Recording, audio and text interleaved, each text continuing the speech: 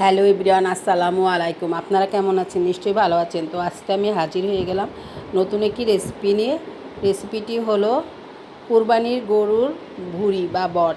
ওটা রান্না করেছি, সেটাই আপনাদের সাথে আজকে শেয়ার করব। এই তো এখানে আলু কেটে রেখেছি, ভুঁড়ি কেটে ধুয়ে পরিষ্কার করে রেখেছি এখান দিয়ে। এগুলো কুরবানির ঈদের দিনই আমি একটা লোক দিয়ে এগুলো কেটে পরিষ্কার করে রেখেছি। এখানে পেঁয়াজ কাটা, এখানে আলু কেটে রেখেছি, এখানে সয়াবিন তেল নিয়েছি, এখানে কাঁচামরিচ, এখানে লবণ, আর এই প্লেটে সব ময় মশলা নেওয়া হয়েছে। ধনিয়া, হস, হলুদ, মরিচ এর গুঁড়ো, তেজপাতা, দারচিনি, লবঙ্গ, এলাচি, সব মশলা এখানে নেওয়া হয়ে গেছে। এখন আমি প্রথমে একটা পেন বসিয়েছিলাম, আগে থেকে পেনটা গরম হয়েছে, এখন তেল ঢেলে দিচ্ছি। তেলটা একটু গরম হয়ে আসলে আমি পেঁয়াজগুলো ঢেলে দিব। এটার ভিতরে একটু পেঁয়াজ বেশি দিতে হয়, না হলে এই ভুঁড়িটা মজা লাগে না। আমরা একটু পেঁয়াজ বেশি দিই মাংসতে। এইতেও এখানে এক বাটি পেঁয়াজ দেওয়া হয়েছে। এখন আমি এটাকে নেড়ে চেড়ে নিচ্ছি। এটার ভিতরে এখন আমি আদা বাটা, রসুন বাটা দিয়ে দেব। এই তো পেঁয়াজটা একটু হালকা হালকা বাদামি কালার হয়ে এসেছে। এখন আমি আদা পেস্ট আর রসুনের পেস্ট একসাথেই বেটে রেখেছিলাম, সেটা এখন দিয়ে দিলাম। এই তো এখন নেড়ে চেড়ে নিচ্ছি, দেখতেই তো পাচ্ছেন।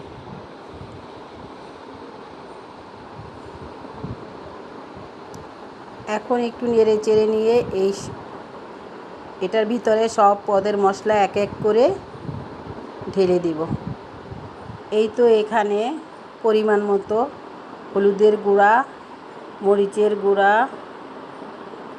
ধনিয়া হজের গুঁড়া ঢেলে দিচ্ছি। আর এখানে সব রকমের মশলা নেওয়া ছিল, তেজপাতা, গরম মশলা, লবঙ্গ, এলাচি, এগুলো একসাথে অ্যাড করে দিয়েছি।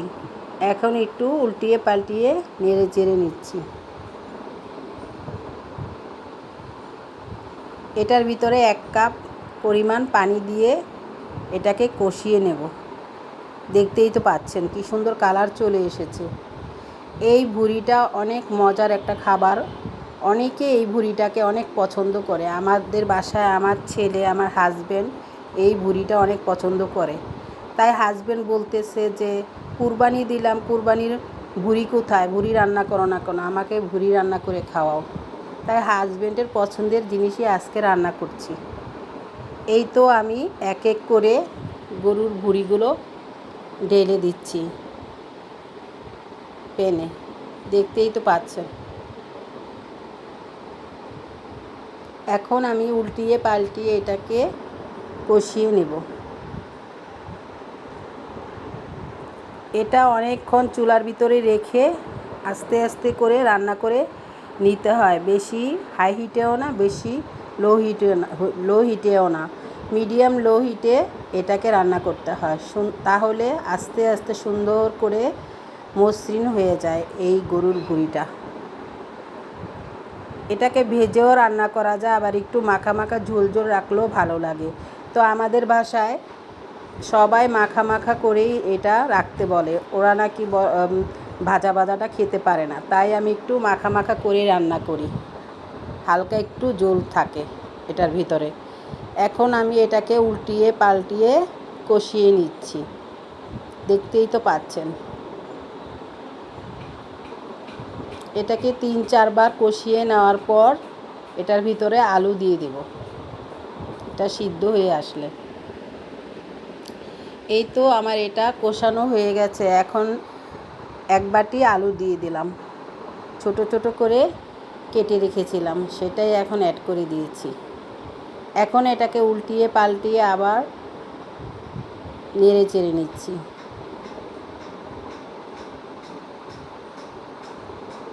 এখন একটু কয়েক পিস কাঁচামরিচ দিয়ে দিলাম এটার ভিতরে। নেড়ে চেড়ে নিচ্ছি। আলু, কাঁচামরিচ, গরুর ভুঁড়িটা একসাথে কষানো হয়ে গেলে তারপর আবার একটু পানি দিয়ে এটাকে রান্না করে নেব। এখন সবগুলো একসাথে নেড়ে চেড়ে উল্টিয়ে পাল্টিয়ে নিচ্ছি, দেখতেই তো পাচ্ছেন। এটা প্রায় হয়ে এসেছে।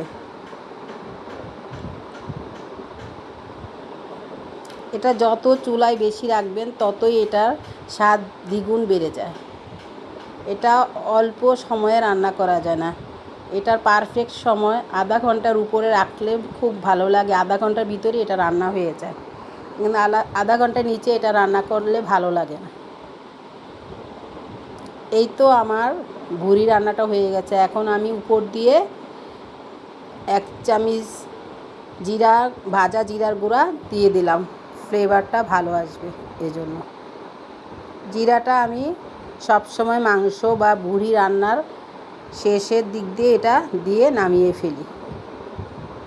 এই তো আমার ভুঁড়ি রান্নাটা হয়ে গেছে। দর্শক, আমার এই ভুঁড়ি রান্নার রেসিপিটা যদি আপনাদের ভালো লেগে থাকে তাহলে অবশ্যই একটা লাইক দিয়ে দেখা শুরু করবেন এবং একটা কমেন্টস করে জানাবেন ভুঁড়িটা কেমন হয়েছে, এবং একটা সাবস্ক্রাইব করে দেবেন। যারা করেছেন তাদের অনেক ধন্যবাদ, যারা করেনি তারা এক্ষুনি একটা সাবস্ক্রাইব করে দিবেন। এই তো আমার হাজব্যান্ড বসে আছে খাওয়ার জন্য, তার জন্য বাটিতে এখন বেড়ে নিচ্ছি। দেখুন কত সুন্দর কালার চলে আসছে। আল্লাহ হাফেজ।